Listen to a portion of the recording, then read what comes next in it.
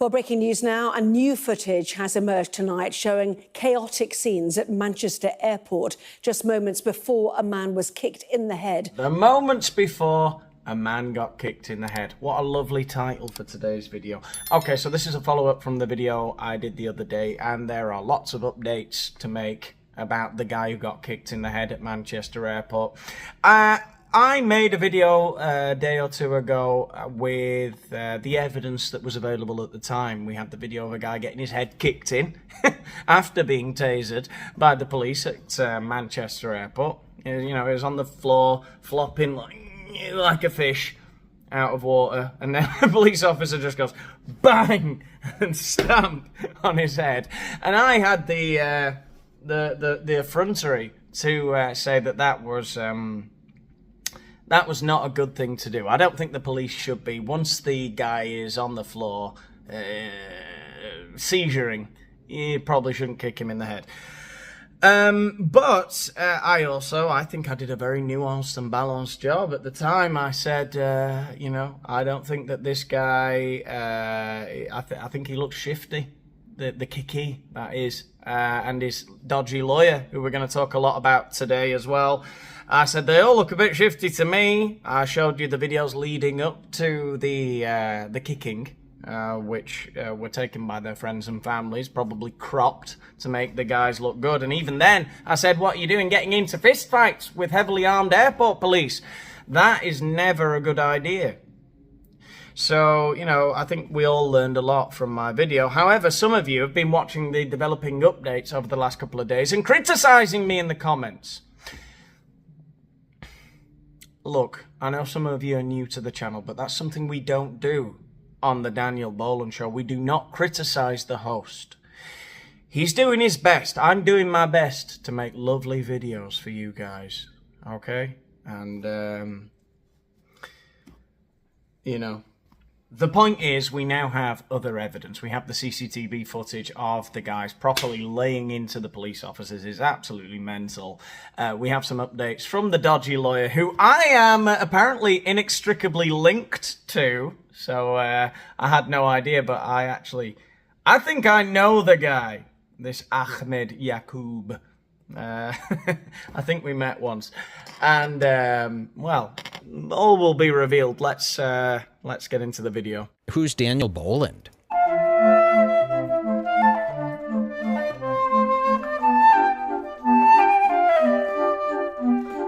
Oh, Daniel Boland, this is a heavy hitter. Do you guys know who this is? Well, this all relates to Tuesday evening, when there was clearly an altercation between police officers and a number of individuals at Manchester Airport. And there was a video that has been widely circulated over the last few days, which really shocked a lot of people. You can see the image there of an officer appearing to stamp on a man's head, and that really, and punching him, and it really caused a huge amount of outrage. And of course, as you were saying there, an officer was indeed suspended.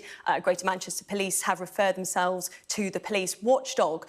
But what we've obtained just in the last 10 minutes or so is footage which perhaps provides a little bit of context, or certainly a bit more information about what was leading up to that particular moment.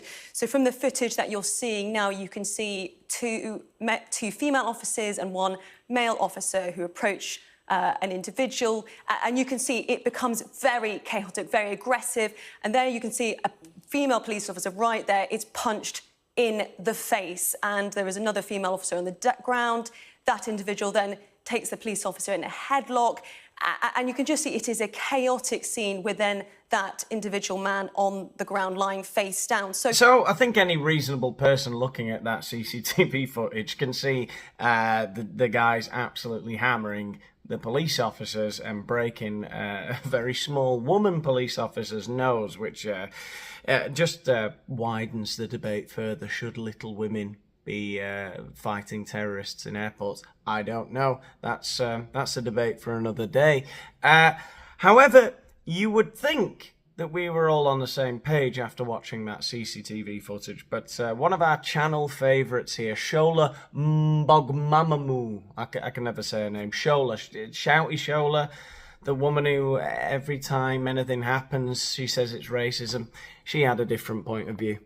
So this is a 28-second clip of what happened just before the police officer, the Manchester police officer, kicked the young Muslim man in the head. And here is the brother, the man who was sitting on the chair on this side and had his hand on his head, you know, in the previous viral video. Here's the mother. And in between these police officers here is the young man in blue whose head was kicked in. Don't blink. You might miss it. Whatever you do, don't blink. Boy in blue is standing compliant.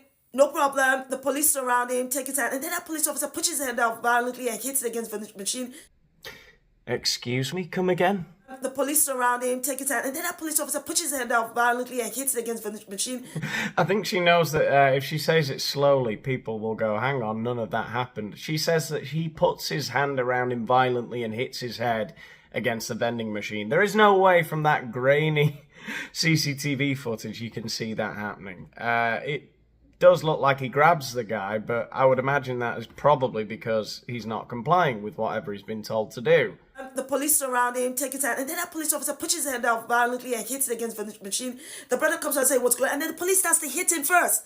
Not once, not twice. Then the brother starts to hit that police officer. The boy in blue starts to fight the other police, and the brother to the left sits down, puts his hand to his head. Boy in blue comes trying to defend his brother, I'm assuming, gets thrown to the ground, is lying down prone, poses no threat, and then the police officer kicks him in the head. He's lying down, he's posing no threat because he's been tasered. He's just battered 3 policemen. We've just watched a video of a guy going absolutely apeshit, smashing a little policewoman in the face, violently attacking 2 others. And then he's lying down, he's posing no threat because there's bolts running up and down his body. They've put taser charges into his back. That's why he's lying down posing no threat, because they've managed to subdue him after a violent struggle. You have to be intellectually dishonest to think this video absolves the police of extrajudicial beating, assault, grievous bodily harm, and abuse of power. The police were the aggressors from the get-go to the get-end. Look, as I said in my first video, I think people are right to say that the guy, when he's flopping out like a salmon on the floor, yes, you can't go kicking him in the head. But it's absolutely insane. Like, you can call me intellectually dishonest, but I would call you intellectually impaired, Shola, if you can't see that they've brought that on themselves. They've absolutely leathered 3 cops. It's just insane. Like, a lot worse could have happened to them. They were armed. They didn't just have tasers on them, they had guns. I mean, imagine if you did that in another country, if you did that in the States. We'd have a whole ass George Floyd situation on our hands. That'd be a right debacle. I mean, imagine having to make benches and monuments and busts of this guy, you know?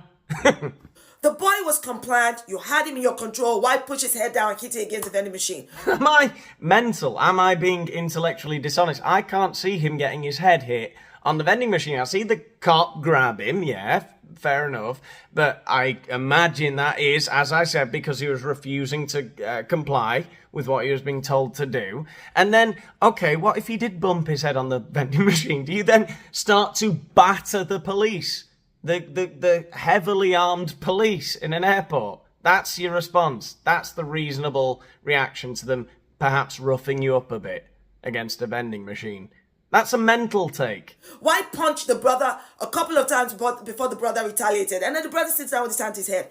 Then when you have the boy thrown down on the ground, why kick him in his head? So even when you had the situation in control, you were not in control. I'm just going to point out the hypocrisy here. First of all, the police officer who kicks the boy in the blue's head is the same one who pushes the boy's head down violently against the vending machine, and the same one who punches the brother before the brother retaliates. 2. Do you know 2 things can be true? That yes, this man fought the police, and that the police have the right to charge them for resisting arrest or any other legitimate grounds like physical altercation with the police. They have the right to do that. What they do not have the right to do is disproportionate, excessive use of force, kick them in the head, extrajudicial assault, all of that they do not have the right to do. Third, now, for those saying that the police was provoked, that's why they hit him in the head. Do you realize that that standard of provocation would then also apply to these men who fought the police? Because then they can also claim that they were provoked. The brother will say, all I did was say, stop her to my brother, and this police officer comes back and punches me in the face or punches me somewhere, and I retaliated. And the boy in blue can say, well, they were being violent with me when I was complying, and I saw them hit my brother, so I went back and I was fighting them. Oh, Shola, I thought we were going to agree for once. When she was talking about they were resisting arrest, yes, I think we should all be able to see that from the video. They are resisting, right? These guys, they don't want to be arrested. They're opposed to being arrested. And then the cop shouldn't be kicking him in the head when he's got him subdued and all electrified on the floor. But she's really reaching with the vending machine stuff and saying, making out his brother just came across and said, oh, what have we here? Oh, is there somewhere I can help? No, he comes running across to fight and the cop turns around and reacts violently. He's already in a tussle with his brother. And so when the guy comes across to help, to see how he can be of assistance, yeah, obviously that starts a much bigger fight. I don't see how I think she can see the reality. I think we can all see what happened there, surely. All of that, if you do not want that standard to apply to the boys, then you can't apply that standard to police officers who are meant to be trained. They're meant to be trained to de-escalate situations like this. And did you notice, even when they were meant to be in control, they were not in control? What does that tell you about these police officers? And then for those who want to say, well, didn't you notice the policewoman who was hit in the nose? I did. But the police officers have the right to then charge that boy in blue for doing that. What they do not have a right to do is kick him in the head when he posed no threat. And the brother was sitting on that chair with his hand to his head. The situation was in control. Nobody was doing anything. So all of the excessive use of force was totally unnecessary.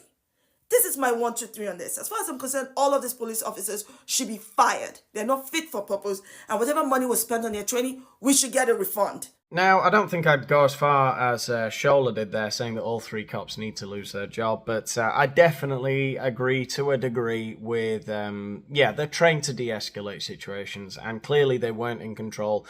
And I agree that once they were in control, as much as you can say that those guys brought it on themselves,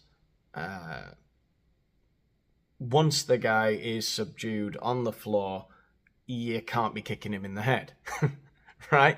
We can't have rogue police officers kicking people's heads in, as much as you might think they deserved it.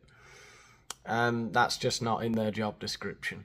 Anyway, their ambulance-chasing lawyer, Akhmed Yakoob, has been back on TikTok again today, keeping us all updated with the courses of action that they plan to take, which I said in my last video I find very strange. I don't think I'd want my solicitor updating the whole world with what we plan to do.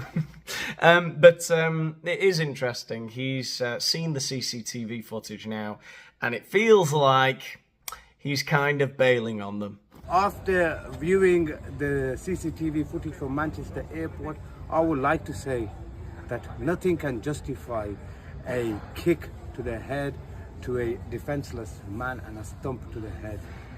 Those are my views. These officers are highly trained. They shouldn't be losing control or seeing red. What do you guys think? So, I said in my last video that this guy gives me bad vibes, this Akhmed Yakoob. Okay, I think I called him a pound shot Better Call Saul, right? I quipped, one of many witty quips from my previous video. I don't know, it sounded to me from this TikTok video like he was bailing on his clients. He saw them for the shifty, petty thugs that I think he can tell that public opinion is turning, right? After seeing the CCTV footage, it kind of confirmed what he probably already suspected, that they're a couple of scoundrels, all right? And my fears were confirmed, as a couple of hours ago he brought out another lovely, beautifully edited Opus AI clip fit for YouTube Shorts or TikTok. And this is what he had to say. I've seen the various media reports about me in the last couple of days. The media have tried to sabotage me. It's not the first time they've done this though, but they've made this whole situation about me rather than police brutality and police misconduct. Have they? The media? I mean, you made a lot of TikTok videos about the whole case, but I'm not sure the media have tried to make it all about you, Ahmed. Which is unfair on the Greater Manchester Police and the family. So, after consulting with the family, I have decided for now to step aside. Step aside, yeah, step aside is right. More like jump overboard from the sinking ship, you scuttling rat. And I have recommended the family to a lawyer. But I will be keeping a close eye on this. And I like to say that I am not for violence, whether it's from police officers, whether it's from civilians. Always remember that. Remember that. That is his little catchphrase apparently on TikTok. Anyway, I did say I think I know Akhmed Yakoob. Now, that is a bit of a stretch. It turns out somebody pointed out in the comments that he went to the same university as me. He went to Wolverhampton University, very prestigious university. And he studied law. I was doing something a little bit headier, you know, a little bit more... I was doing film studies, and I was only there for 1 year, but he's 1 year older than me, and this sounds really strange, but I'm almost certain that this is true, what I'm about to tell you, and it's a really strange story. I met a guy called Ahmed, and that's not difficult in Wolverhampton, but I met a guy called Ahmed in one of my classes, and I know you're thinking he did law, I was doing film. People from other courses were always coming into these little artsy classes to get extra points, right? There's stuff like ancient mythology and stuff. Little weird classes I would do, and you'd get people from all other courses. And this Ahmed guy did leave an impression on me. He did talk like that. The glasses and everything. I remember him being dressed in like a very particular way. And I remember him talking to me for ages, and it was just me, him, and one other guy. We were in like a group, we had to make a film together. I think we each had to make a film. And I remember him talking to me for ages about how he would spend months at a time in Pakistan and how amazing it was. There'd be, you know, days at a time without electricity. He was showing me photos on Facebook. And it was me and him and this other weirdo who was a complete lunatic. And for his video, this other guy, this third guy, he wanted to tie Ahmed up. And Ahmed was really not into that. And I know he's a bit edgy around gay stuff. I've seen his TikToks. He doesn't like it. And this other guy wanted to tie him up. He's like, but why? I don't understand why that's important for the video. Starting to tie his hands up. He's like, no. And I don't know. It was that one time I met him. I'm almost certain it was him. Because the first time I saw any videos of this Ahmed guy, I'm like, I know him from somewhere. I nearly said it in my first video. I nearly said, I know that guy from somewhere. I think that might be it. I could be crazy. But that's a true story. It was a guy called Ahmed who looked exactly like him. But I'm going back 15, nearly 16 years. But I wonder if he sees this video, would he remember that? Him not wanting to get tied up by a big weirdo. Anyway, I think that's all I've got to say on this topic. I think I've said it a million times. You can't go round kicking people in the head. All right? Good. We're all on the same page. If you've enjoyed the video, give it a like so that the algorithm knows. Let me know what you think about all this in the comments. And what else? Oh, yeah, subscribe to the channel if you haven't already. And check out my Patreon. The link's in the description if you want to help out with the channel and get access to some extra videos. I'll see you in the next one.